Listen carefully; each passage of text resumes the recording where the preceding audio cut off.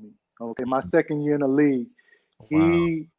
he noticed that I was a good defender, and he noticed that I could steal the ball. But he told me, "Listen, Kendall, never go for the first two or three steals in the game. Let them go past you. The reason why is because when you need a steal at the end of the game, they're gonna throw that same pass that they threw at the beginning of the game right past your face, and that's when you're gonna be able to get the basketball." So when I set the steals record that game, I actually let the first three go by me. I Wow. could have had 14 easy, but listening to Clyde, my mentor, I just let him go past because I might need those steals later on in the game. The best way to steal a basketball is from a big man, because all big men are used to just grabbing the basketball and reversing it to the weak side. They're not used to pass the basketball. So I just used to, like, if Alonzo Mourning got the basketball, I used to just wait for him to throw it. I mean, boom, he throw it right in my hands, and with my anticipation, boom, I get it and I go. So, it's a lot of different things and ways how to steal the basketball. Actually, I went on a 3-game test. So I actually got the 3-game record too. So in that game I had 11. In that game I had 11, and then I think that the next game I had 8, and then after that I had 5. So I had like 23, 24 steals in 3 games. So for sure, you were definitely a two-way player in the NBA, and just starting off with your first team, the Charlotte Hornets. I want you to talk about Alonzo Mourning real quick.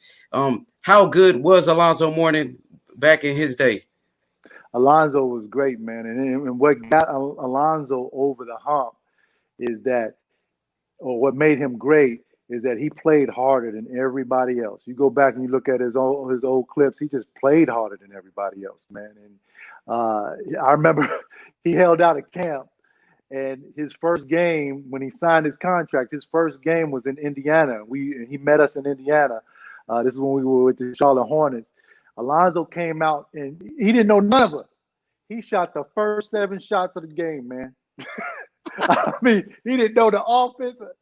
That's how confident he was, man. And, he was just going crazy. Me and Larry Johnson looked at each other like, yo, he didn't pass the ball one time, But you remember his rookie year, we went to the second round of playoffs. He hit that shot against Boston to end the series. And that was because of his confidence, man. Alonzo was one of the most confident players, that I've ever played with, and his ability to block shots. A big reason why I was able to steal the ball a lot is because I knew Alonzo was behind me. And Alonzo would be like, let him go, Kendall, let him come in here, because he wanted to pad his stats with those block shots, man. So he did. And you know what? I used to let guys go. Alonzo would block it, I'd catch it, go back down and score. Yeah, he was definitely a warrior. I think he's underappreciated, due to that kidney situation he had. People forgot about Alonzo, but Alonzo was one of the all-time greats, and he was he was very intense on that court. He was a leader and he was vocal, and he used to always give 110%. And now I want to talk about your days in Seattle. Like you said, you played on the best team in the NBA that year. With Seattle, y'all was the number 1 seed. You, Gary Payton, Devlin Shrimp, Shawn Kemp. I want you to, if you can, talk about Shawn Kemp and how good was Shawn Kemp during that time. Shawn Kemp was he was next to he was probably the best athlete I've ever played with. I mean, this dude was 6'10", 250 pounds. He's built like a freaking racehorse, And he's the first player that I ever seen jump from just inside the free throw line and dunk the basketball. And, a lot of people say that Vince Carter is the best in-game dunk of all time. I believe it's Shawn Kemp. Shawn Kemp, man. Go back and look. Go back and look at his highlights. Go back and look at Shawn Kemp's highlights, man. Oh, man. Yo, hey, Vince Carter, hey, freakish athlete, a great player, man, Hall of Famer. But if you go back and see how many dunks Shawn Kemp had that were highlight dunks, I don't see how anybody can say he's not, man. He was a hell of a player. Like you said, he was like a racehorse running up and down the court. On a fast break, he was so fast at that power forward position. I don't think I've ever seen anything like that. Do you think we'll probably see ever see another player like Shawn Kemp?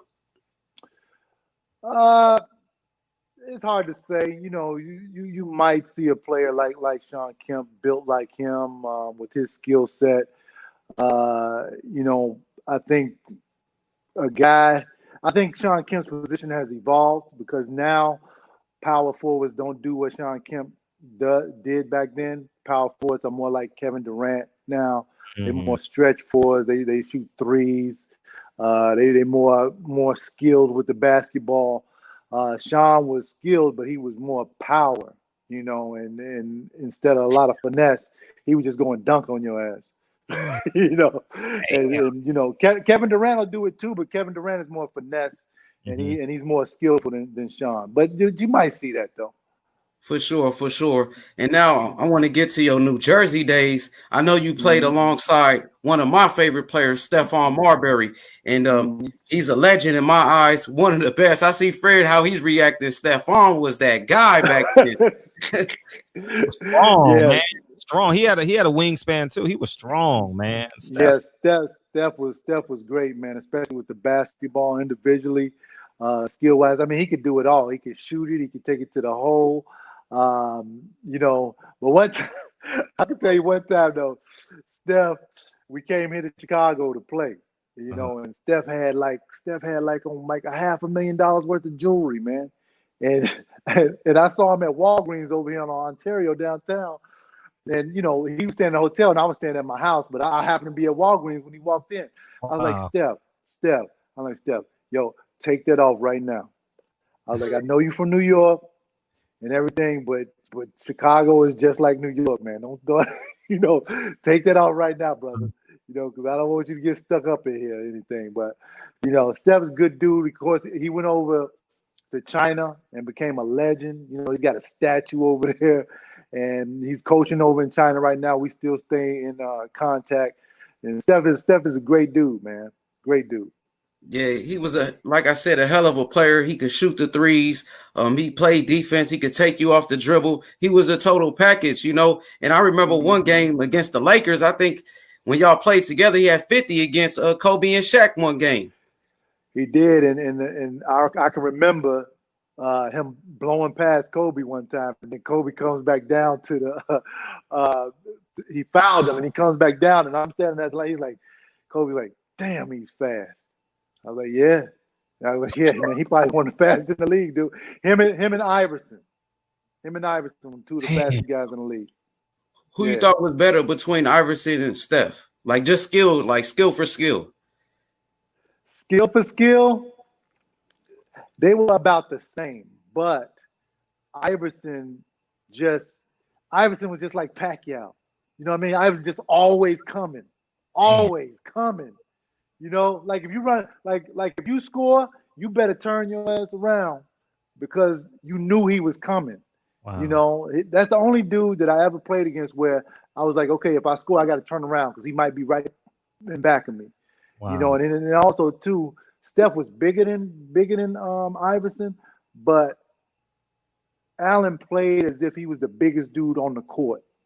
Even though he was the smallest, gotcha. He wasn't afraid of nothing, man. And his skill level, of course, he'll cross you in a minute. And I ain't gonna, he crossed me once. This is even on the highlight. I saw it, man. I don't like it, but he crossed me. And Allen is a great dude too, man. I know he's had his problems, away from the court and everything, but you can't find a better dude than Allen Iverson. For sure. Just talking about the